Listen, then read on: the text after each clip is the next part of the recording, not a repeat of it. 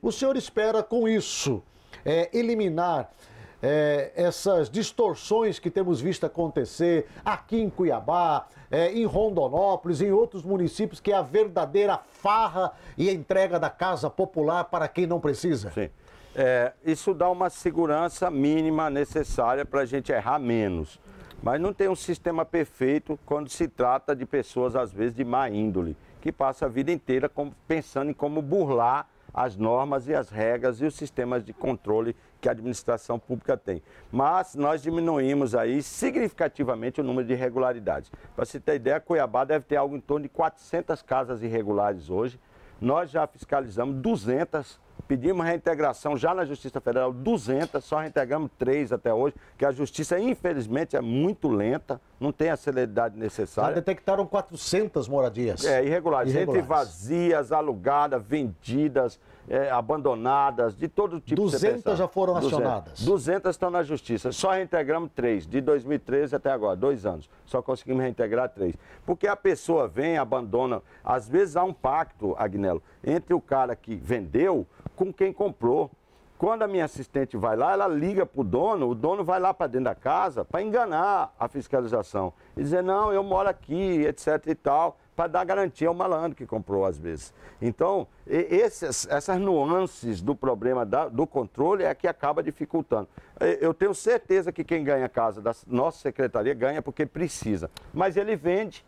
Vem um corretor clandestino lá, porque tem pessoas especializadas nisso, que chega lá e fala que é 15, 20 mil aí, pessoas extremamente pobres, às vezes passando uma necessidade, e não aguentam a primeira. Ele abre a mão do direito e vende para um terceiro, que compra por 15 mil uma casa de 65 mil. E depois volta querendo casa novamente. Aí vem, não, mas aí tem um cadastro aqui. Sim. Que ele entra, ele fica inabilitado pro resto da vida. Ele abre mão, ele só tem uma chance de ganhar uma casa. Se ele vender, esquece, ele vai morrer sem casa. Ele pode voltar, o sistema, o CITAR controla todas essas informações, ele não tem como ganhar outra casa. Qual que é o déficit habitacional de Cuiabá? 38 mil famílias hoje na cidade de Cuiabá. 38 mil famílias. Ou está de aluguel, ou está na beira do córrego, ou está morando precariamente aí num barraco, numa moradia rústica, com papelão, com caixote, essas moradias. Nessa época de chuva a gente fica com o coração apertado. Para a pessoa que está em casa, às vezes a chuvinha é boa no telhado para dar sono, né? Mas para a maioria das pessoas, a grande parte dessas pessoas é um pesadelo. O senhor tocou num ponto importante, nós fizemos uma matéria semana passada e estamos falando a respeito disso quase que todos os dias, com relação à preocupação desse período chuvoso. Muitas famílias hoje morando às margens de córregos e locais, obviamente, inadequados. Nós temos hoje, eu até me lembro de ter ouvido uma entrevista aqui no programa SBT Comunidade, numa matéria, que o senhor disse que nós temos hoje 6 mil famílias em completo estado de risco, sendo que 3 mil delas é uma situação assim absurda, morando às margens de córregos. Como resolver este problema, secretário? Esse é um problema mais complexo da cidade.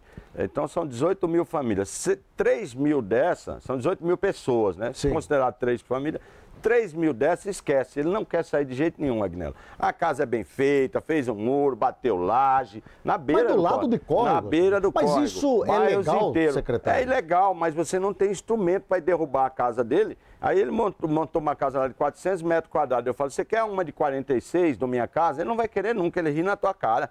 É verdade que tem piscina na beira de córrego. Tem até kitnet? Tem kitnet aqui no Gumitá, tem gente que aluga kitnet aqui dentro da beira da PP. Aí chove, ocorre um sinistro, ocorre uma catástrofe, a prefeitura é culpada, porque... Então o que o fiscal vai lá? Notifica e diz, ó, você tem que sair. Se ele não sair e acontecer uma catástrofe, esses que não querem sair, eu digo, olha, você foi notificado, você assumiu o risco de estar na beira do córrego. E nessa época, aqui em Cuiabá, dá uma chuva torrencial, que você conhece bem, que enche esse córrego aí de uma hora para outra, vira um desastre. E os 3 mil precários tem outro problema também. Ele às vezes quer sair, a gente tira ele, coloca lá na casa dele e ele volta a morar na beira do córrego. Então a gente sempre... Vende a casa ou aluga, aluga e volta. Porque ali está o bar dele, às vezes está os amigos dele, campinho de futebol, a turminha dele. Então ele não quer ficar lá. Então ele faz assim, do direito de moradia, uma oportunidade de ganhar uma mais-valia, um dinheiro a mais. Todas as famílias que moram nessas condições, secretário, já receberam uma visita da Secretaria de Ação Social, do próprio Departamento de Fiscalização? Muito boa pergunta. Enfim, já receberam receberam A Defesa visitas? Civil monitora os Sim. córregos. Nós temos 23 córregos em Cuiabá, ela é extremamente permeável a cidade. Ele já tem, nós temos o diagnóstico de quem são essas famílias. Mas ocorre, Agnello, o que o prefeito determinou? Nós só vamos retirar essas famílias se você for dar uma outra destinação a essa beira do córrego. Ou isolar ela para um alambrado, ou fazer uma pista de caminhada, ou fazer uma calçada, ou fazer uma via expressa. Uma revitalização. É uma revitalização, porque não adianta tirar que vai voltar a ocupar. Cuiabá, desde a década de 90, tira gente de beira de córrego e cada vez aumenta mais. Tem muitas famílias, e nós mostramos aqui em uma matéria, secretário, que disseram que ainda não receberam uma visita da prefeitura. Não dá para a gente ter a solução completa, porque a determinação nossa é o seguinte, eu vou citar um exemplo, o Gumitá aqui, que tem quase 2 km de extensão, passa dentro de Cuiabá. Esse córrego, ele vai ser isolado, a área inteira com alambrado.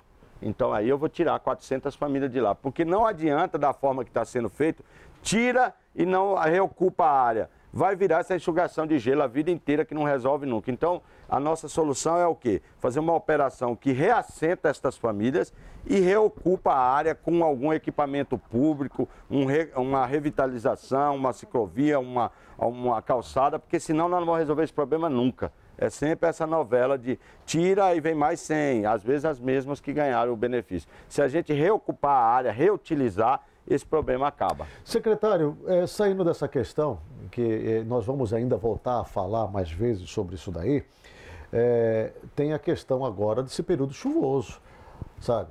Há uma preocupação muito grande. Sim. Nós estamos aí com casos de dengue surgindo, sim, tomando conta do estado, agora mais um outro vírus tomando conta, problemas de esgoto aí, sim, lixo, enfim. Como vai ficar nesse período chuvoso? Quais são as ações aí da Defesa Civil, enfim, do que está sendo planejado? Existe na Prefeitura um grupo de gestão de risco, é um grupo formado por 5 secretarias.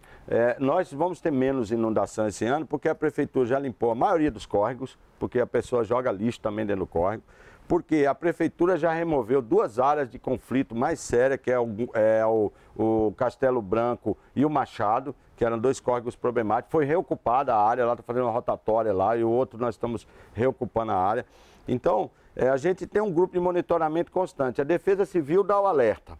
Quando ele dá alerta que ocorre uma possibilidade de remoção, a Secretaria tem a possibilidade de remover temporariamente essas pessoas no aluguel social, até uma solução definitiva para evitar a catástrofe, né, para trabalhar um pouco no preventivo.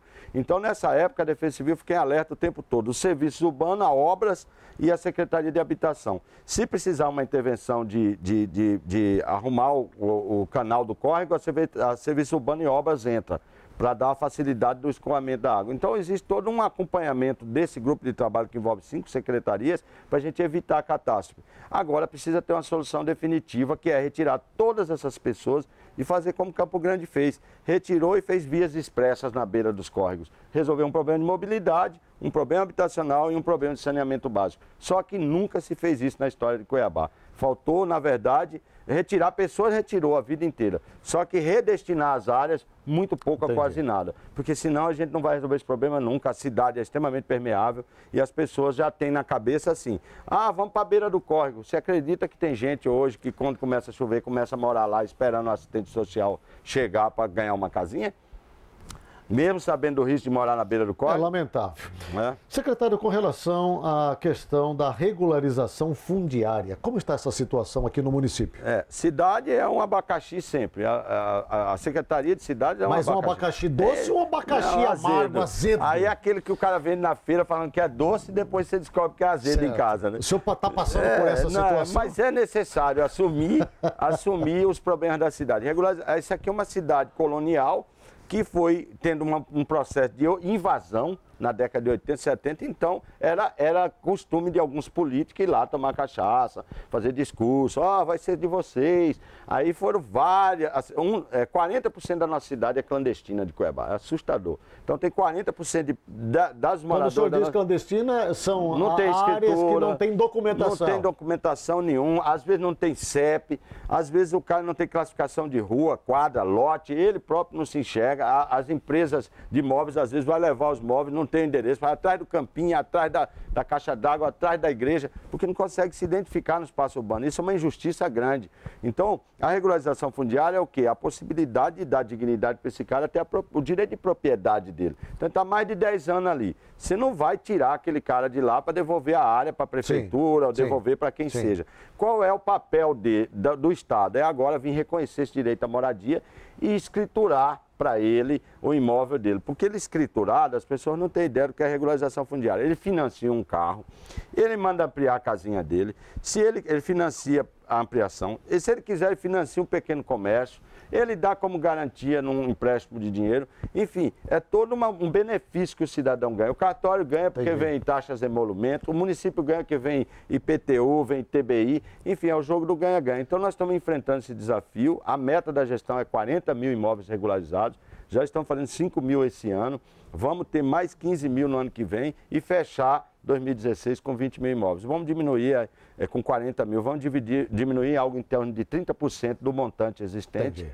E se cada um fazer uma parte, eu espero que daqui a sua parte, daqui até 2020, 2030, a gente não tenha mais esse problema, desde que não haja novas invasões. Entendi. Senão, o que provavelmente pode vir a acontecer a qualquer momento. Conversamos nessa tarde com o secretário de Cidade do município de Cuiabá, Suelmo Evangelista. Muito obrigado, secretário, pela sua vinda aqui, pelos seus esclarecimentos. Vamos voltar, obviamente, a falar mais a respeito de moradia e também de regularização fundiária. Um grande abraço ao senhor, muito obrigado. Eu que agradeço.